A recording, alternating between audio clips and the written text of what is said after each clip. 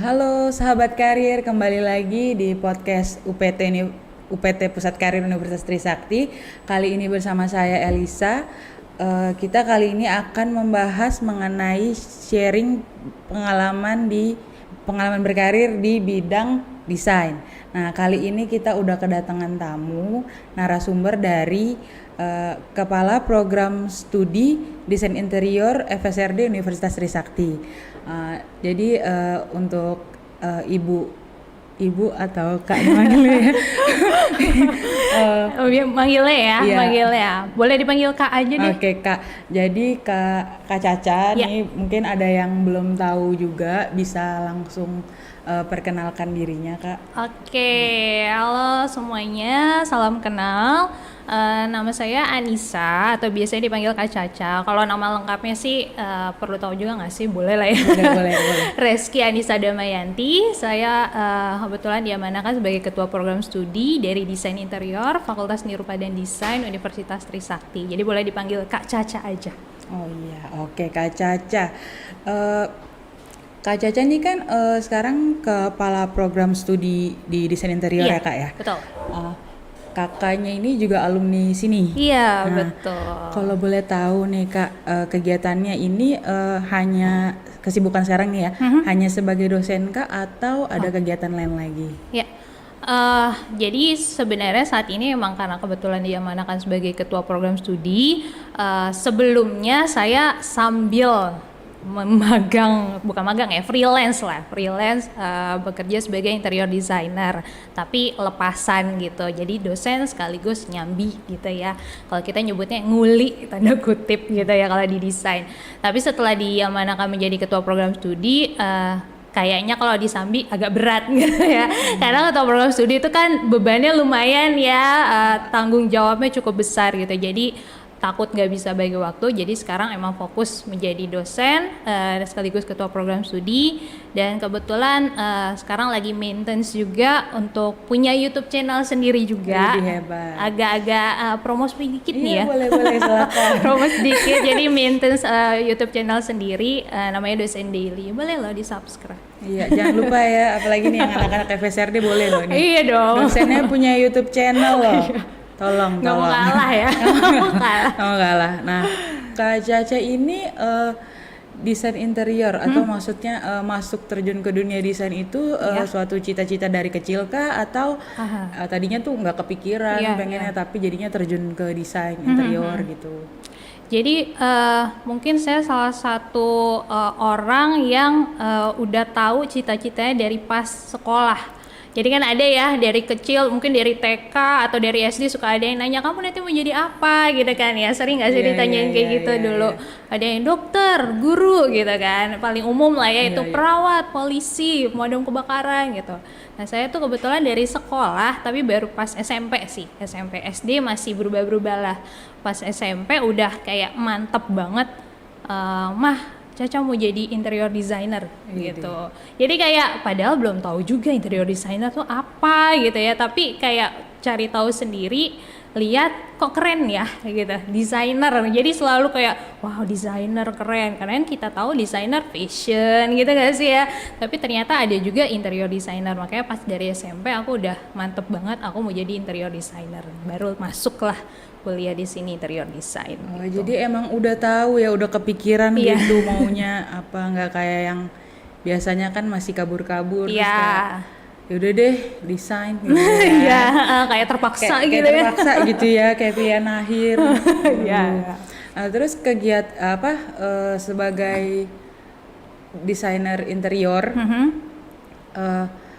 setelah lulus dari kampus dari Universitas Trisakti ini sempat kerja di mana dulu gitu nggak kak sebelum di kampus? Sempat. Jadi salah satu keuntungan menjadi mahasiswa desain adalah kita bahkan sebelum lulus udah bisa cari duit sendiri gitu ya. Udah dapet job ya, udah punya job gitu ya, dari temen lah, dari keluarga lah, dari temennya temen lah gitu ya. Jadi banyak banget linknya. Jadi makanya aku suka bilang ke mahasiswaku juga, mumpung masih jadi mahasiswa dan selama bisa bagi waktu kadang kan ada yang nggak bisa manajemen waktu dengan baik, akhirnya kuliahnya gitu ya terbengkalai gitu.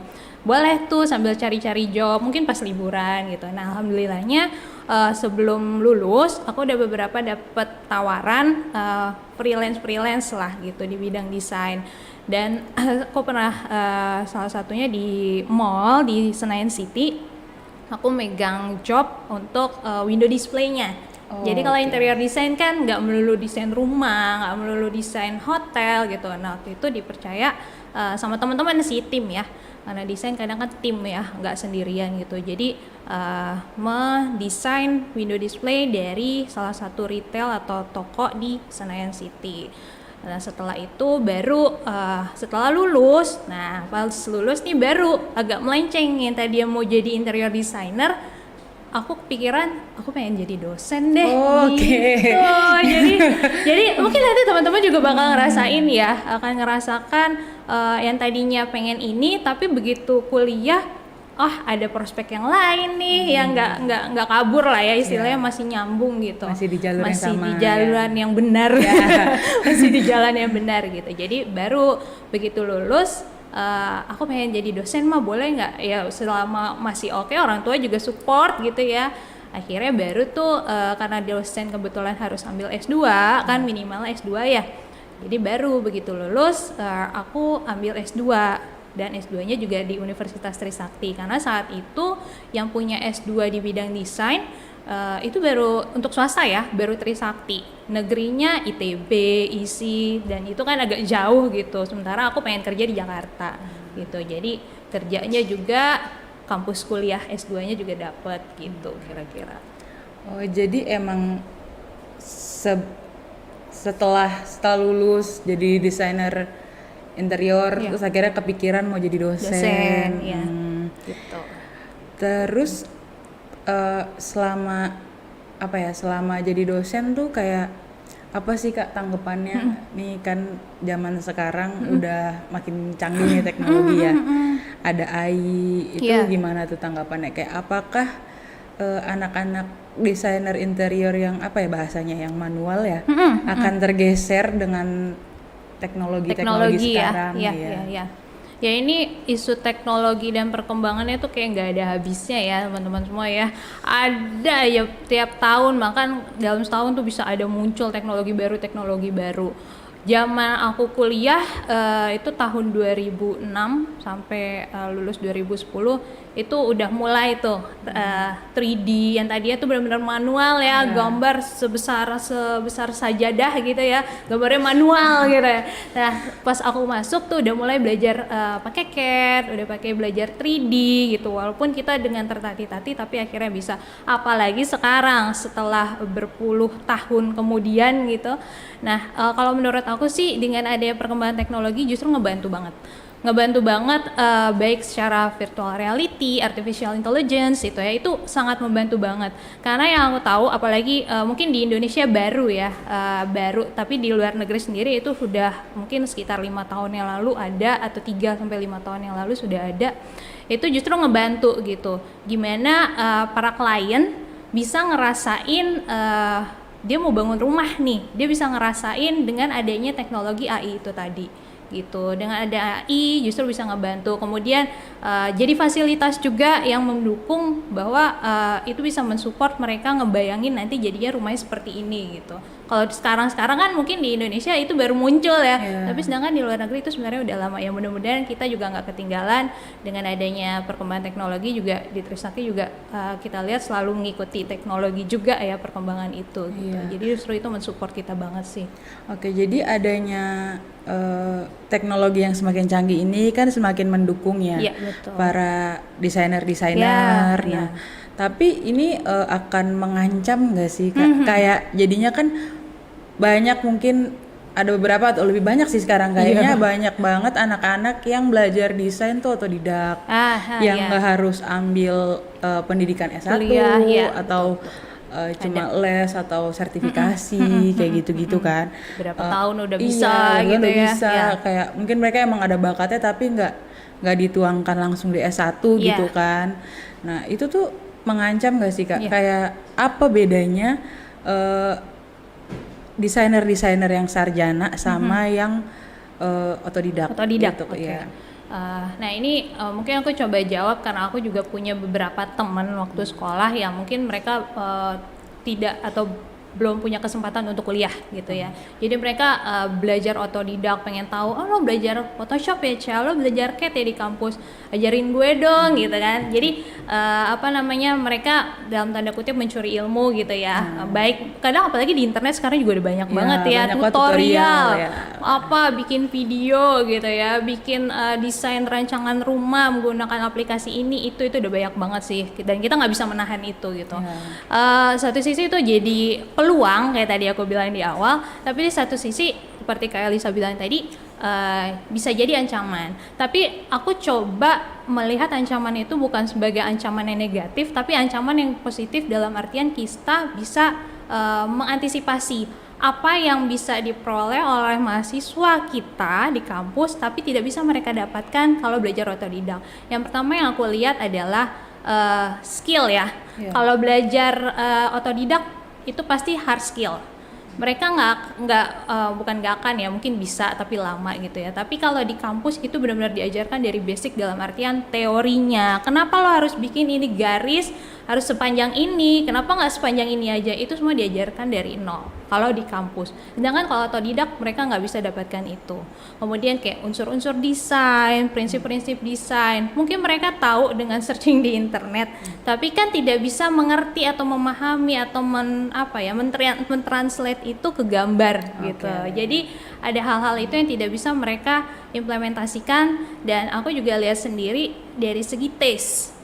Kalau kita ngomongin seni dan desain gitu ya, itu bicara tentang taste. Nah kalau misalnya taste itu jujur nggak bisa belajar otodidak, itu diasah, dan asahnya itu nggak cuma setahun 2 tahun, bahkan sampai sekarang pun aku pun juga masih belajar gimana sih ini dalam suatu ruangan ini nggak boleh ya, tiba-tiba ada kotak terus ada lingkaran, nggak boleh ya, oh nggak bagus, ini nggak sesuai dengan prinsip desain. Hal-hal yang kayak gitu yang nggak bisa didapatkan secara otodidak sih. Iya sih benar. Jadi kayak taste terus teorinya mungkin mereka nggak paham dalam tahu suatu, tapi kurang dalam satu desain tertentu atau sesuai dengan konsep atau tidak. Betul, gitu ya. konsep itu ya, mungkin sekali lagi konsep itu penting, dan taste-nya itu kan pasti beda-beda tiap orang ya.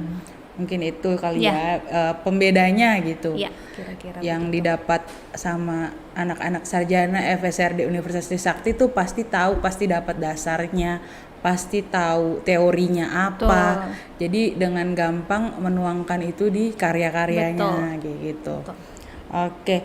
Terus kalau misalkan alumni FSR sendiri nih ya, ada desain interior, ada desain komunikasi visual, desain produk, ya ada fotografi. Kayak apakah lulusan FSRD ini bisa dikatakan sukses kalau mereka kerjanya itu masih sesuai dengan bidangnya? Kayak misalkan desain interior lah, desain interior tapi ternyata kerjanya itu bukan di bidang interior kayak nggak terlalu ngurusin interior gitu. Apakah dia bisa dikatakan sukses atau bagaimana gitu? Kalau terkait dengan pekerjaan ya, jujur aku salah satu orang yang dulu sempat melenceng. Jadi aku pernah begitu lulus, karena sambil S2 ya kayak Lisa, itu susah banget nyari perusahaan yang mau terima mahasiswa sambil kuliah. Jadi rata-rata tuh mereka sistemnya kayak ya udah lo pilih mau kerja kontrak gitu, mau nekan kontrak atau pilih kuliah. Lah kita kan pengennya jalan dua-duanya gitu ya. Satu sisi pengen lanjut S2, satu sisi juga masih pengen ngasilin duit sendiri, nggak mau bebanin orang tua gitu kan. Nah itu susah banget, sampai akhirnya aku dapat pekerjaan di salah satu stasiun TV swasta. boleh sebut nama nggak sih? Boleh ya. Boleh, nggak ada larangan. Nggak ada larangan ya, enggak. Iya. Ini bagus kok. Di Trans 7, aku kerja di Trans 7. Waktu itu aku dapat pekerjaan kurang dari 6 bulan, alhamdulillahnya udah dapat kurang dari 6 bulan di Trans 7. Kemudian aku pas interview bilang, aku pengen kerja sambil kuliah. Oh boleh. Wah, aku langsung, sekian banyak perusahaan nggak ada yang terima aku karena aku anak S2. Mereka nggak mau terima karena takut keganggu kerjaannya gitu. Wah boleh, serius Pak. Itu saya langsung, wah serius, yes. Akhirnya dapat suatu perusahaan yang menerima anak S2. Iya, tapi pulang kuliah lo balik lagi ya. Bayangin gak sih, pagi kerja gitu ya jam 9, terus kuliahnya waktu itu maghrib lah ya. Habis pulang kuliah jam 9 malam balik lagi ke kantor. Nah di situ aku langsung, ya mungkin karena emang sistem televisi kan begitu ya. Pekerjaan di televisi kan tidak, kata orang, tidak mengenal waktu gitu. Fun, menyenangkan, tapi lama-lama fisik agak drop juga ya gitu. Jadi kepikir, padahal kerjanya aku suka banget nih di TV gitu ya, karena TV itu salah satu bidang yang aku pengenin dari dulu. Dan di situ aku jadi set designer. Akhirnya aku pindah, dapatlah suatu perusahaan lagi di bidang fashion kayak Lisa. Nah, bidang fashion ini aku nggak jadi interior designer, aku nggak jadi set designer, aku nggak jadi di bidang terkait dengan interior, aku jadi fashion stylist. Oke, ya benar, melenceng. Jadi ini terkait dengan pertanyaan kayak Lisa, agak jauh ya sebenarnya, fashion stylist dengan dan di situ lagi-lagi aku mikir yang penting perusahaannya mau terima anak S2, aku mikir gitu aja.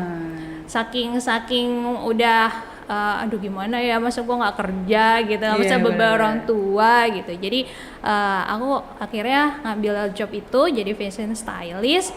Di situ aku bilang lagi-lagi aku dapat pengalaman baru gitu, dan ternyata ada ilmu-ilmu di desain interior yang bisa diimplementasiin di sana.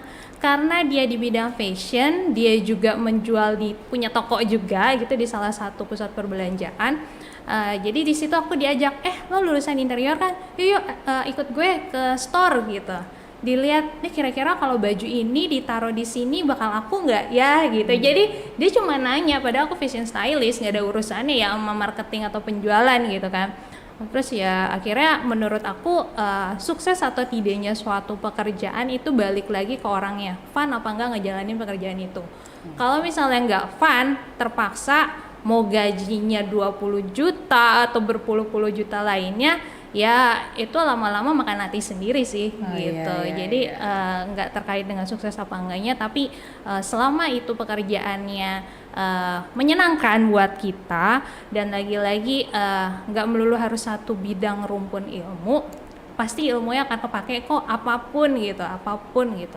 Jadi menurut aku itu baru sukses. Oke, jadi dimanapun kita berada atau kerja ya, pasti adalah ilmu-ilmu kita yang bisa kita terapkan. Dimana kalau memang itu terpakai, itulah yang bisa dinamakan sukses ya. Betul. Oke Kak, tapi emang bener ya, aku mau nanya nih kayak tadi kan Kakak itu sampai ditanya, kalau kira-kira ditaruh di sini itu bakalan laku apa enggak?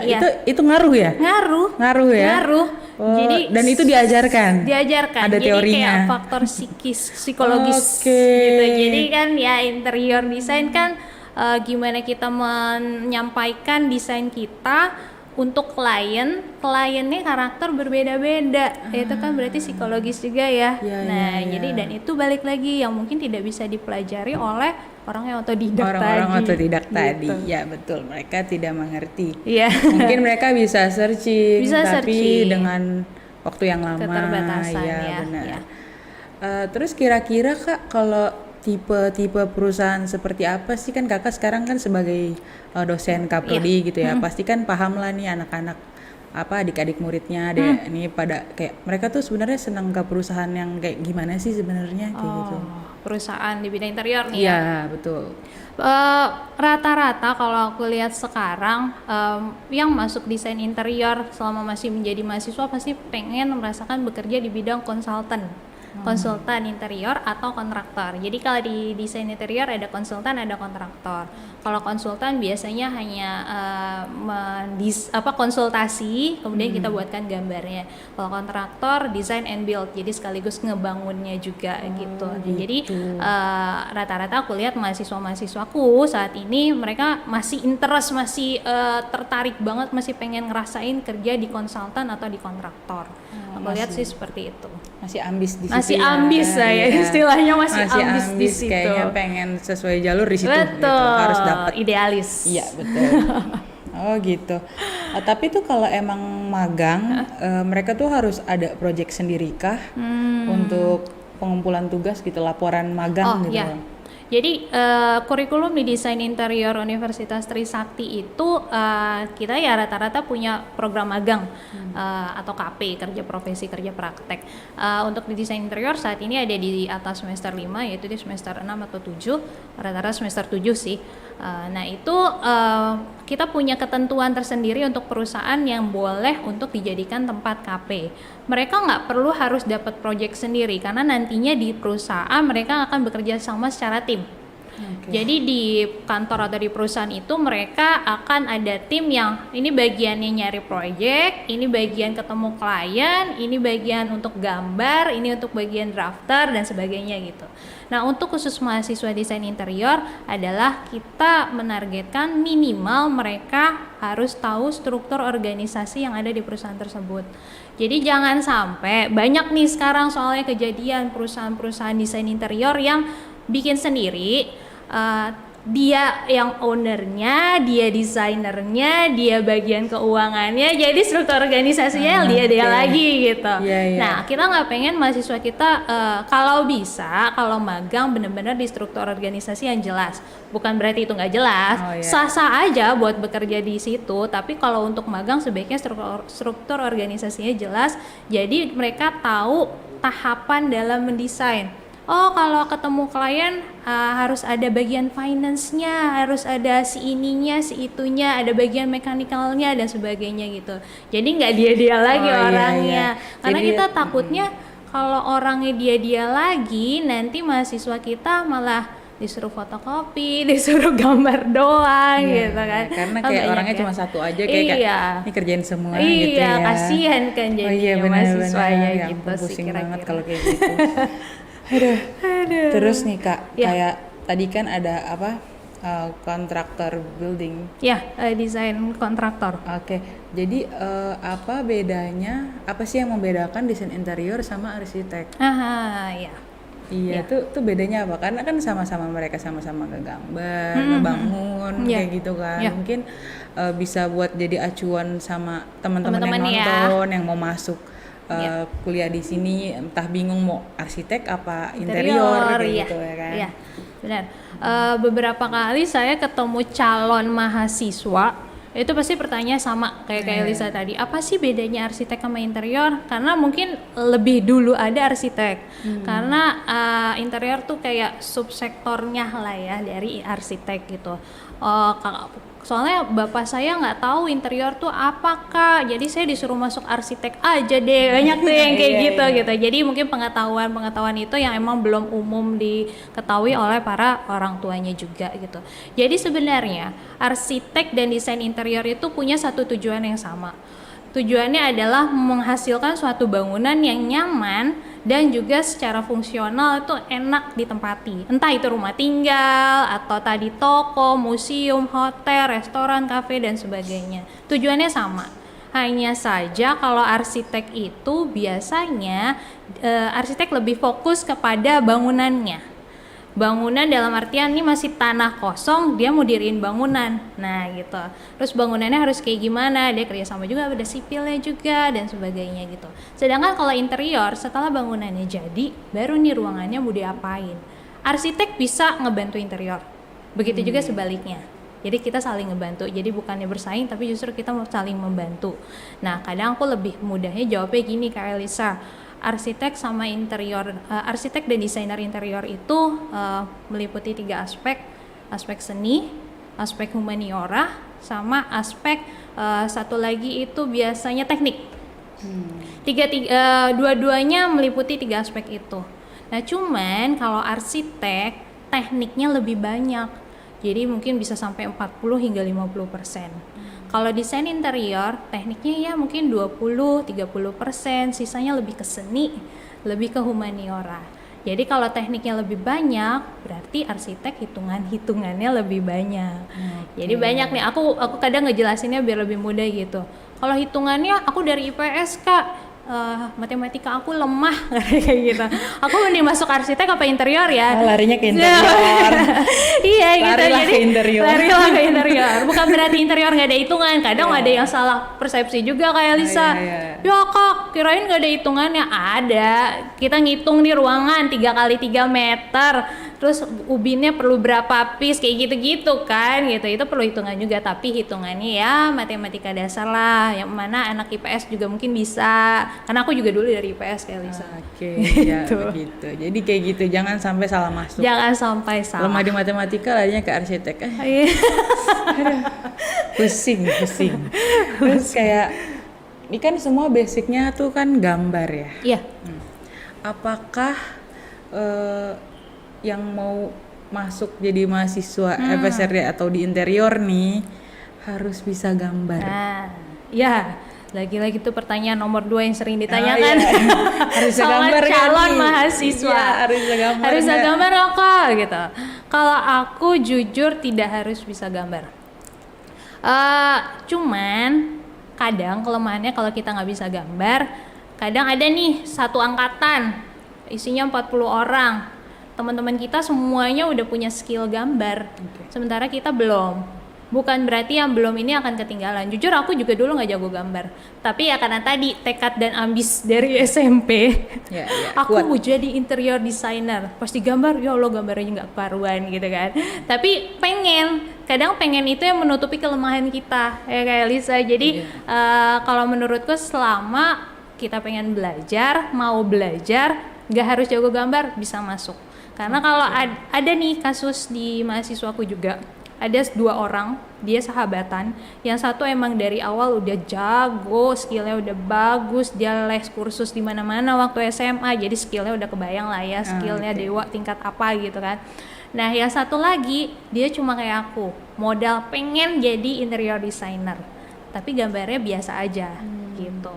Pada akhirnya yang berhasil dalam kuliah ya, aku nggak bilang nanti pas kerjanya gimana, tapi selama kuliah yang berhasil ternyata yang skillnya biasa aja tapi ambisnya itu gitu. Karena yang skill tingkat dewa ini dia merasa dia udah bisa, jadi dia ya udah santai, males gitu ngumpulin tugas, gambar gua bagus kok, gampang lah, cepat ngerjainnya gitu. Jadi ada hal-hal yang kayak gitu, kadang malah kelemahan kita tertutupi dengan ambisi kita itu tadi. Iya benar. Jadi kayak menggampangkan gitu ya, karena kita merasa udah aku bisa, ntar aja deh kayak gitu kan. Ya ntar kebalep nih sama yang ambis banget. Ambis benar. Padahal skillnya biasa aja. Iya.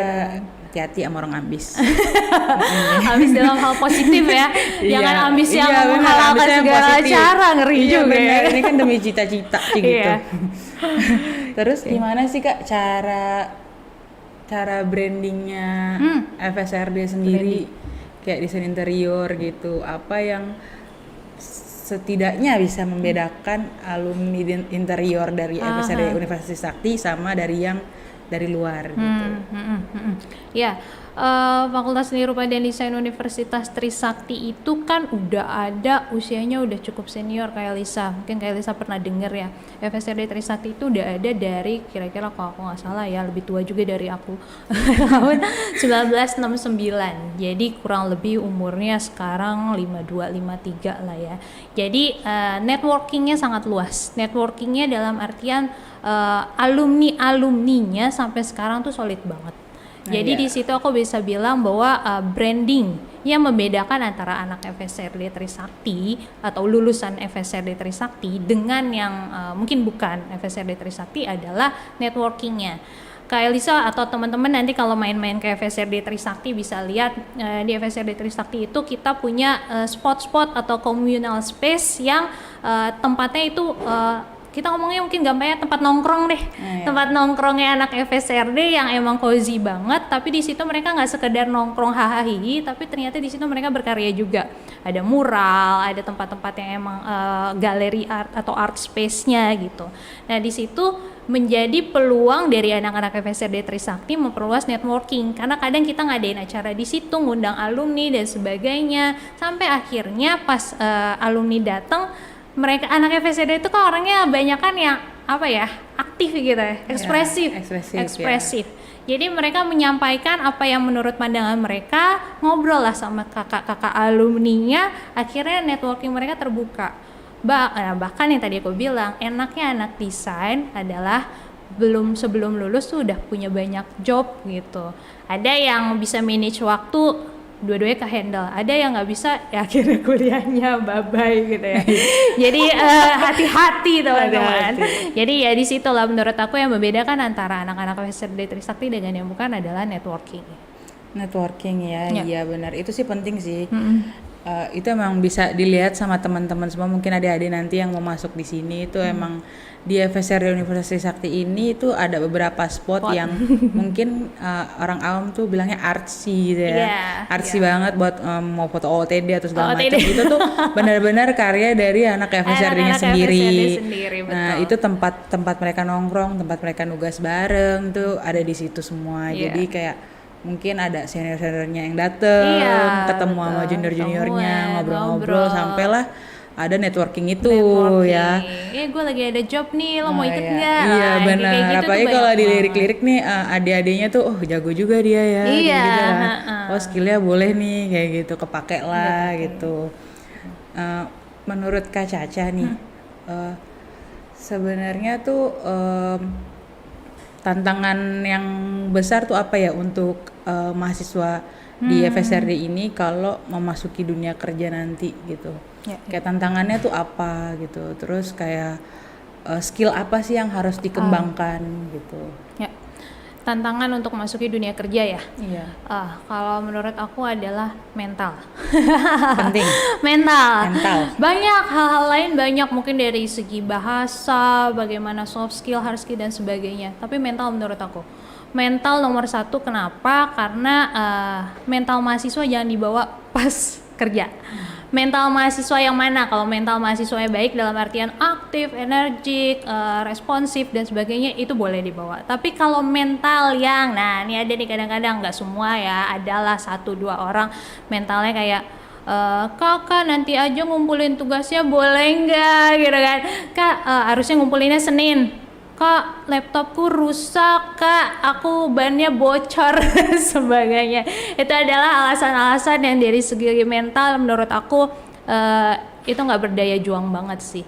Kalau nanti kita udah kerja, begitu ketemu klien ataupun bos, kita pakai alasan itu, wah udah bosnya udah langsung, ya saya nggak peduli mau laptop kamu rusak, kamu kebanjiran apa gimana. Ya bukan berarti bosnya jahat apa gimana, bukan. Cuman kan ini kaitannya kita udah bukan masalah dengan nilai. Kalau kuliah masih ngomongin nilai ya udah nilai kamu saya kurangin. Tapi kalau udah di kerjaan, di karir, nanti kan ngomonginnya kaitannya sama uang dengan orang lain, klien, waktunya nggak cuma waktu kita sendiri tapi waktu orang lain juga. Betul. Gitu. Jadi mental sih buat aku yang harus paling penting disiapkan, selain tentunya banyak tadi ya. Gitu sih. Berarti emang harus profesional ya, kalau udah lulus udah mau adaptif, kerja tuh gitu. Harus tahu gitu. Konsekuensinya apa di tempat kerja tuh seperti apa. Nggak yang kayak bisa titip absen. Ada yang bisa jangan dibawa hal yang kayak gitu kan. Nggak bisa lagi tuh. Jangan. Enggak kan ya, dulu waktu kuliah nggak gitu ya kak? Enggak. Enggak. Tapi diem gitu pelan, sore enggak. Apa nih kak tips-tipsnya untuk teman-teman yang mungkin nanti mau masuk ke FSRD ya. Kayak kan tadi kayak nggak harus bisa gambar ya kan. Yang penting mau belajar, punya kemauan gitu kan, pengen bisa gitu.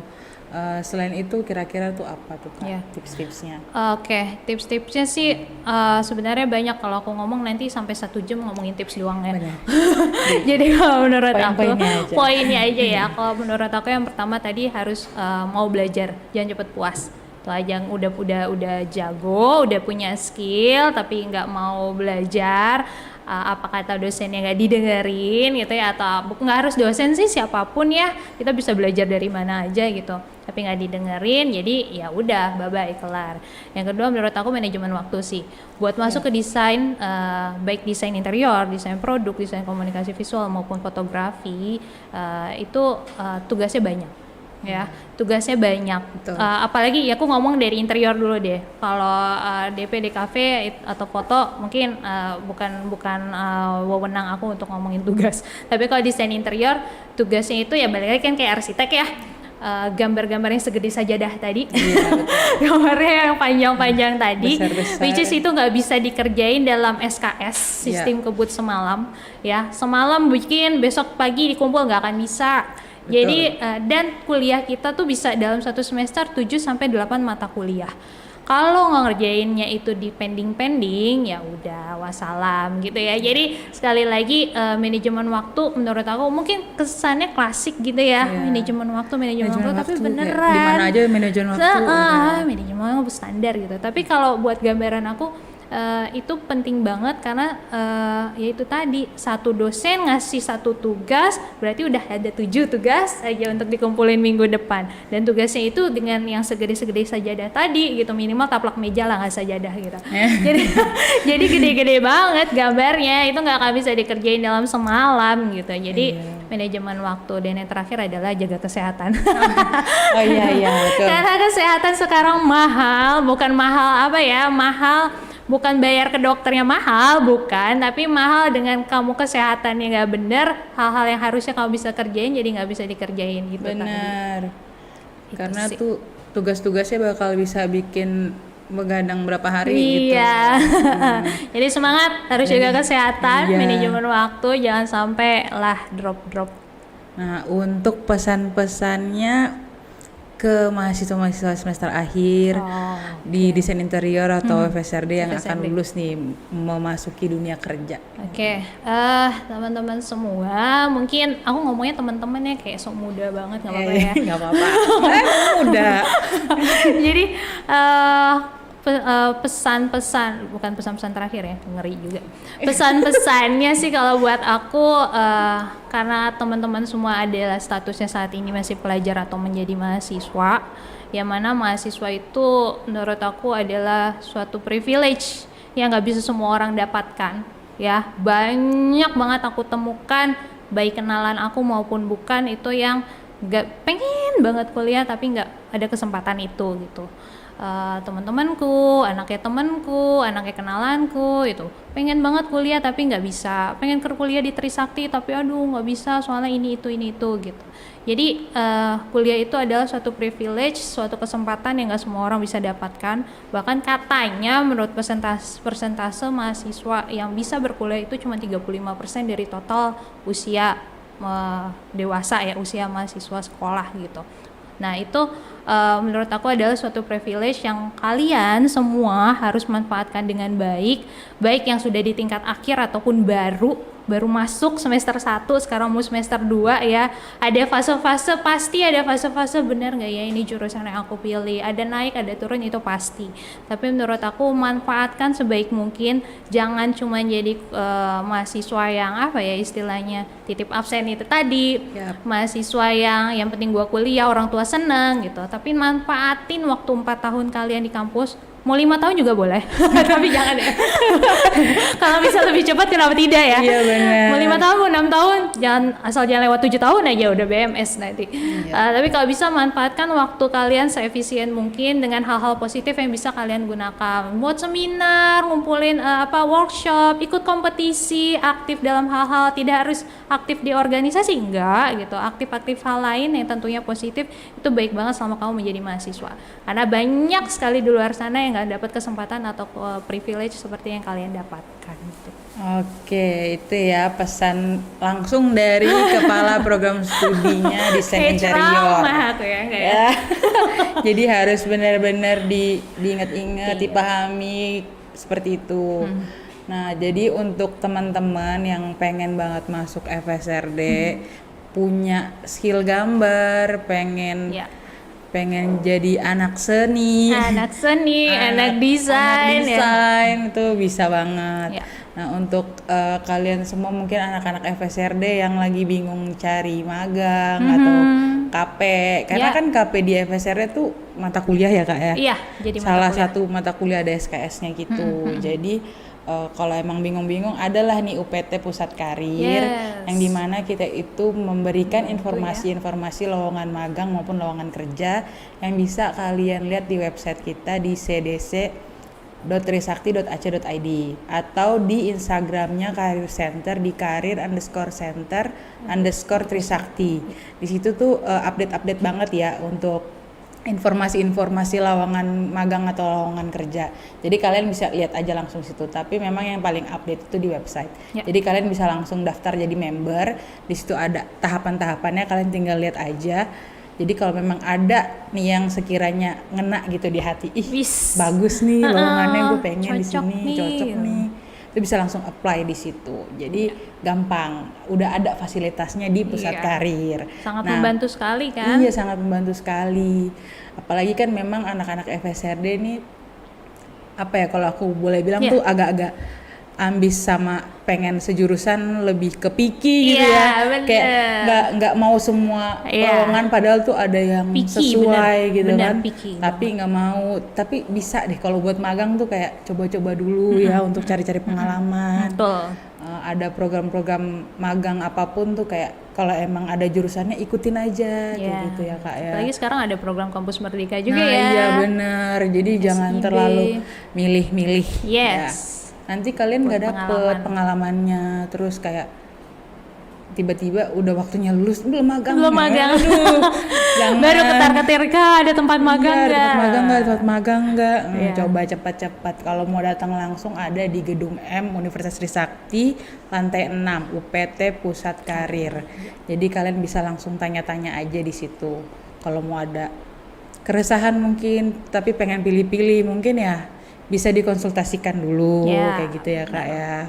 Oke, jadi itu saja. Terima kasih Kak Caca udah datang di sela-sela kesibukan Ibu Kaprodi. Terima kasih. Aduh, terima kasih banget nih, kita senang banget kedatangan Kak Caca. Jangan kapok ya. Iya, enggak. Nanti banyak mungkin kita pembahasan yang lain-lain. Oke, terima kasih juga buat teman-teman yang udah nonton. Sampai ketemu di episode selanjutnya. Dadah. Bye-bye.